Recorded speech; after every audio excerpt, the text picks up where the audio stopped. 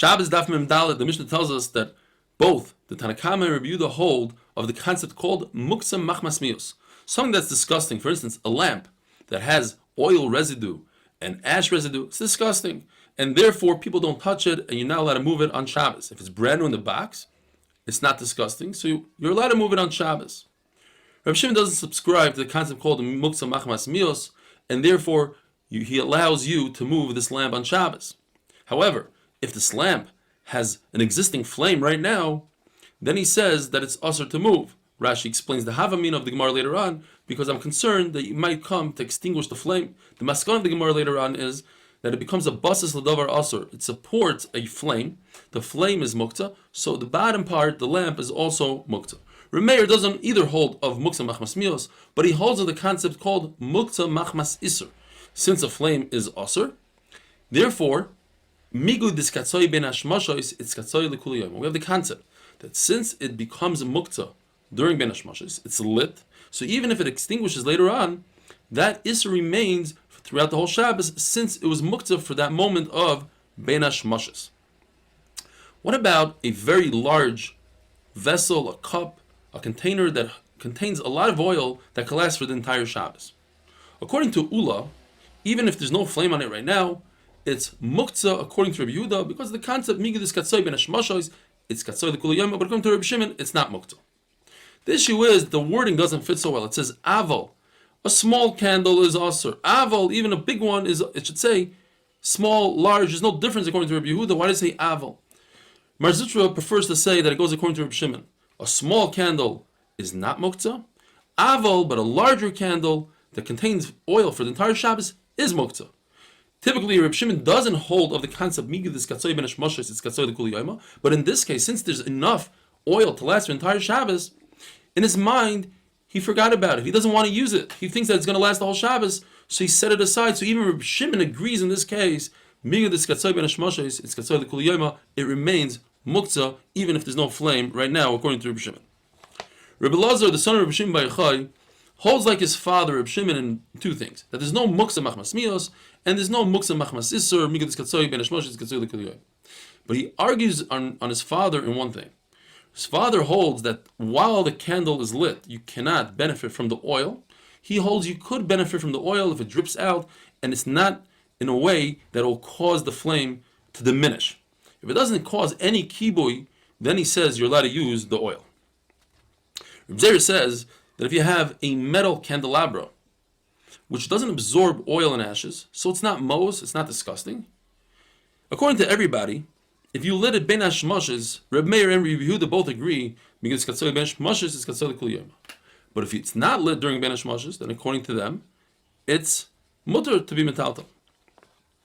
The Gemara talks about a bed, similar to a table. One wants to put money on a bed. So Gemara says as follows: if a person designates this bed and says specifically, I want this bed to put money on it, all in his head, but in addition to having it in his head, he had condition number 2, that he actually put the money physically on the bed. Even though he removed it before Shabbos, the bed remains muktzah. It's a bed that's meant for money. Money is muktzah machmas gufay, and Taisus points out it's even usher to move l'tzarech gufay mekayma. Typically, muktzah klisha malachti l'isser, for instance, a hammer, you can move if you need it to sit down on its spot, or you need to use the hammer to open up, to crack open up a coconut or whatever. But money doesn't have any other use other than to use it in a store, and therefore, even if you need its space or you want to use the actual money, it's muktzah machmas gufay. Now, if a person either designated it, the bed, for money, but didn't put the money on it, or he put the money on it and didn't designate it, then it's not muktzah. However, if he didn't designate it, but he had money on the bed during ben hashmashos, then the bed remains muktzah for the rest of the Shabbos. Even if a child removed the money, it remains muktzah. We're a very interesting halacha. If you have a candle, you have a lamp, even if you lit a candle on it before Shabbos, but you didn't designate it, it's not muktzah. You have to designate it and light the candle in order for it to be muktzah. The Gemara's question is from Muchni. Muchni is a wheel from a wagon. We'll go into all the halachas, but the The question from that sugya is that you see that if there's money in the wheel before Shabbos, during Min Daf, and you remove the money, you could move the wagon. Why do we say that if the money was on the bed and you remove the money, you cannot move the bed? And the answer is because Muchni goes according to Reb Shimon. And what we're talking about Rav goes according to Reb Yehuda. Now what is a Muchni? Muchni is a wheel that's attached to a wagon. If the wheel detaches from the wagon, then we view the wheel as an independent vessel, kli, and it has no connection to the wagon. And therefore, if Tumah, let's say, goes under the wheel, it doesn't transfer to the wagon. If Tumah goes under the wagon, it doesn't transfer to the wheel. Although they're touching, but Tumah doesn't transfer from one kli to another unless they're one. And since they're independent of each other, it doesn't transfer.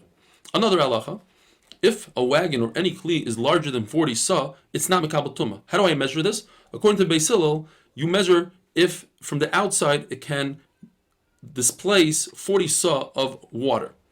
So when you do so, you put it, let's say, in a swimming pool to see if it can displace 40 sa of water. You cannot count the wheels as part of the 40 sa because the wheels, since they detach, are not part of the wagon. Another halacha is that if you have a tool on the wagon and it is mile, it creates a tent over, let's say, a basic fars over a caver. If there's a wheel there and the wheel is not part of the wagon, it cannot save that tool from Tumah. And if there's money, and that's the halacha that the Gemara brings as a question, if there's money in the wheel, because the wheel has a base kibul, it's a kli. If the money is still there, and the wheel is not part of the wagon, you cannot move the wheel on Shabbos.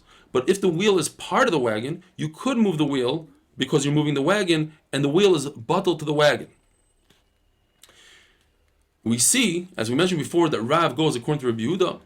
There's another halacha that Rav goes according to Rabbi Yehuda, which is actually lekula. Migud is katzoi ben hashmoshes, it's katzoi lekula yoyma. And that is that if you have a lamp, Erev Shabbos, you're allowed to hang it on a tree.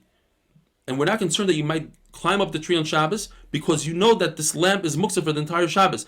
According to Rav, Migud is katzoi ben hashmoshes, it's katzoi lekula yoyma. However, on Yantif, you're not allowed to hang it on a tree because a lamp is not muktzah, and we're concerned you're going to go up the tree to retrieve your lamp. Have a wonderful day.